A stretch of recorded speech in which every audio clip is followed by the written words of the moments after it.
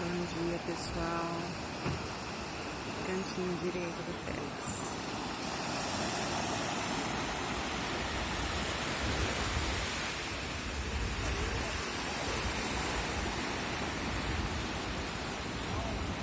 Olha que natureza.